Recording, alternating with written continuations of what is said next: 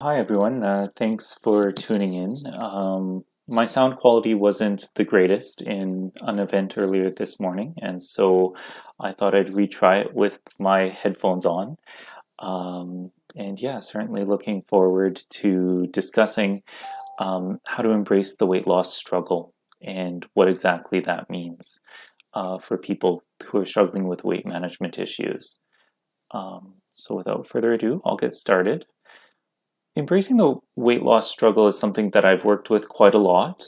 Even every week, I talk to at least a couple of people who struggle to lose weight. And typically, what they're talking about is the pressure that exists. There's so much pressure that, when we're trying to lose weight, health providers, personal trainers, family, we always kind of make it about ourselves. And we say, you should be able to lose weight if you tried harder. In actual fact, this is actually fairly old data, but in the early 2010 to 2015s, it was actually determined the majority of people do lose weight over the course of 6 months. So if you are part of a behavioral weight loss program where people help you with health coaching around diet, exercise, different lifestyle changes that might have an impact on weight, there's about a 8 to 10% weight loss over 6 months. So, and that's a fairly significant loss of weight. And so, certainly people feel more confident and they often report some success in the short term.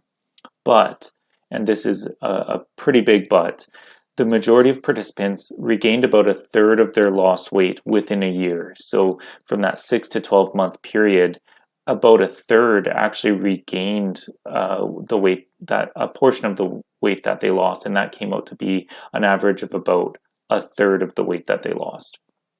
And in addition, if you fast forward to 5 years' time, the majority of people, more than half of people within the study actually returned to or exceeded their old weight, but the vast majority of people actually regained weight. And so, weight loss is resistant to the lifestyle changes and efforts we make, and the majority of people will fail because it's not really about you. It's about so many other things, including our biology, which is designed to conserve weight, to protect us, as well as other things. And among the very few people who actually prevented weight regain, the factors that actually predicted weight regain was actually opposite to what many people think. So many people think, people who tried harder or who, maintained a diet would actually be more successful at preventing weight gain. But actually, the independent predictors in many cases are psychological. So looking at psychosocial stressors, disinhibition, emotional stress eating, depression, even feelings of food-related deprivation. These are all quite significant factors in the weight regain process. And typically what you can think of is people who cope best lose weight, because people who fail to cope or who have moments in their life that are very difficult around weight management, they can't actually put their health in the forefront, and in so doing, these weight gain events actually sabotage their success. What I actually thought I should talk a bit more about acceptance and commitment therapies around weight management is a study that came out, and it was in press in November of last year. And it talked about, what makes this type of psychological support effective for people. I thought it was a really fascinating study because essentially helping people to come to terms with obesity and being overweight wasn't really about helping them change their weight. In fact, weight-centered acceptance and commitment therapy had a very weak effect on overall weight loss. But it was actually this psychological well-being centered acceptance and commitment therapy that improved people's emotional well-being, and in so doing actually helped them to maintain health behaviors that were more effective in their life and actually help them be more effective in weight management.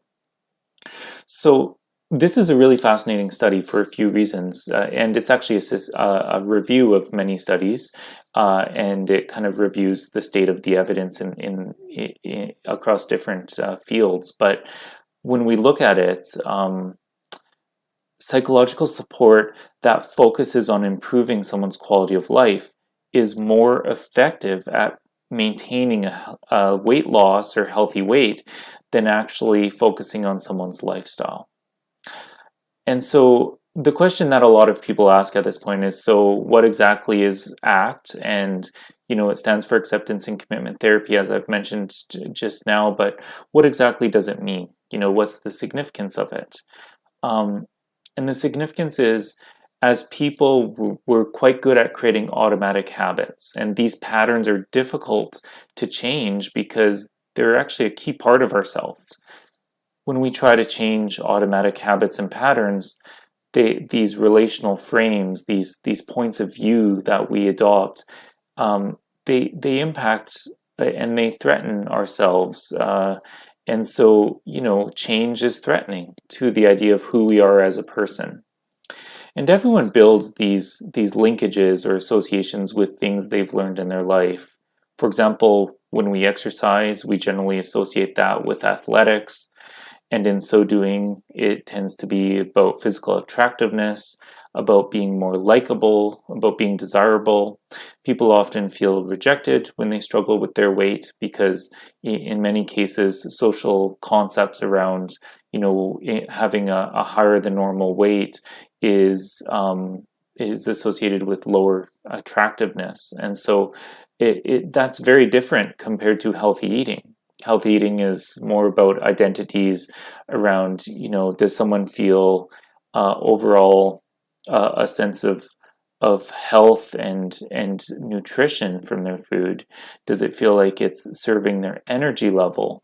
And so those different considerations around energy and overall wellness and vitality shape how we act. And in so doing, the context shapes the content of our behavior. So that's both a problem and a solution, as we'll see. The essential components of ACT starts with being present, but it moves forward into accepting that current state with all of its challenges and difficulties, so that we can eventually become a bit more distant from it and not let our emotions govern our life so much. But it also puts ourselves in context, into a larger environment, so that we can make commitments and take action based on our values. And all of these processes are essentially divided into two parts, which is why it's called acceptance and commitment therapy.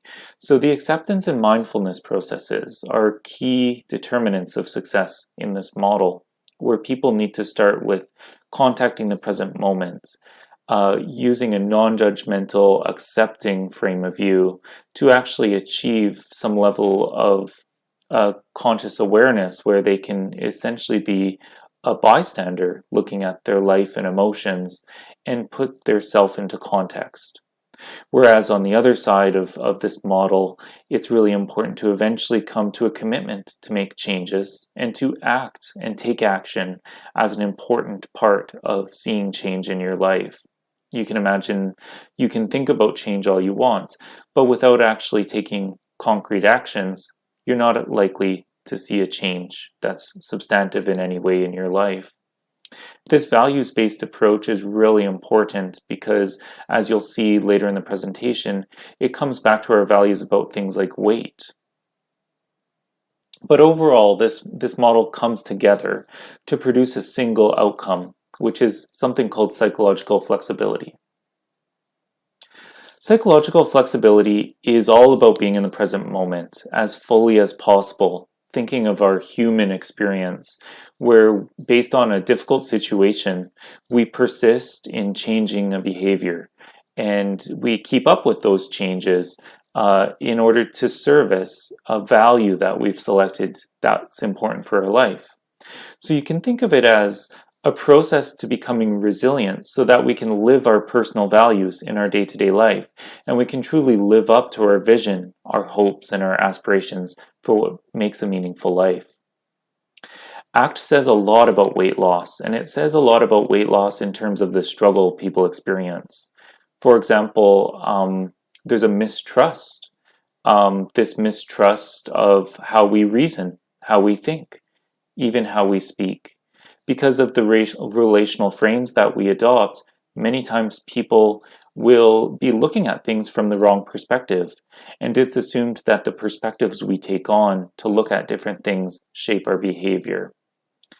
There's also a heavy emphasis on finding practical truths, which stands in contrast to traditional therapies like cognitive behavioral therapy.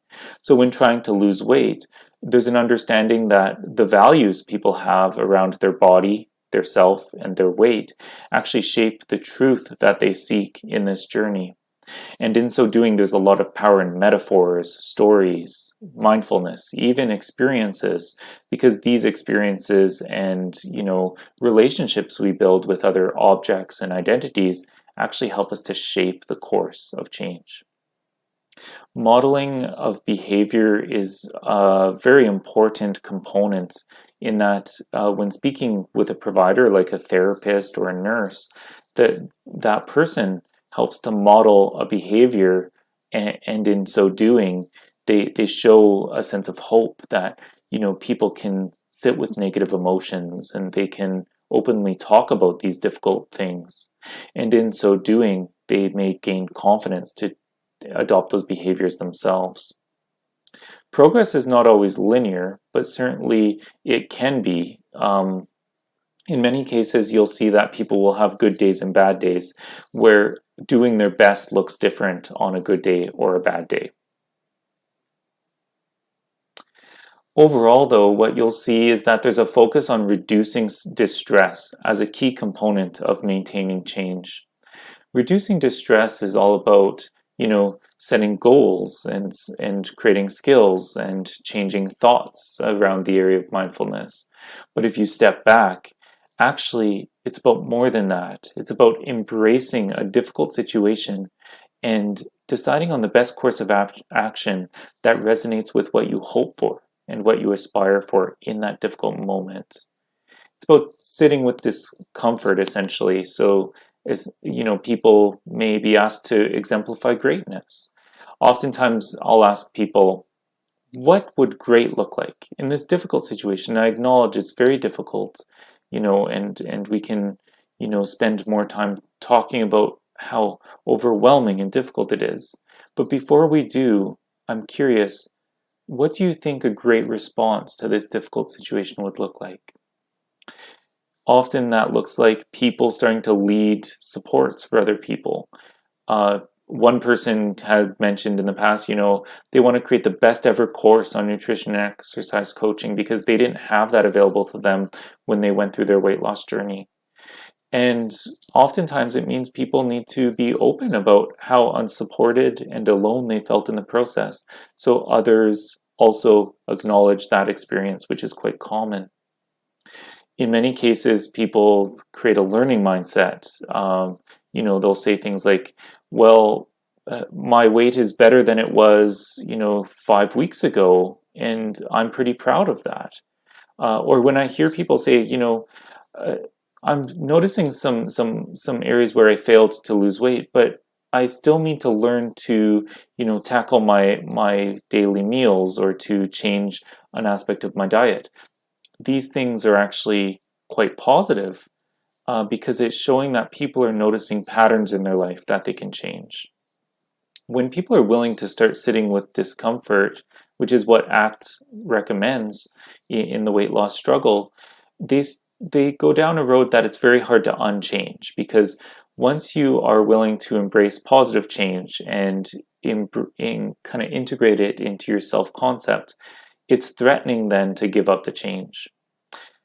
And this is really interesting. You see people who are very proud of being on a keto diet or very proud of being a vegan. And that's because that positive change actually became part of them. And in so doing, it became something that was so integral into their positive aspect of living that it was difficult to imagine a life where they discontinued that positive behavior. We all have values, but what people often don't realize about values we hold is they give us workability. So they actually give us an ability to define our practical truth that we live day to day.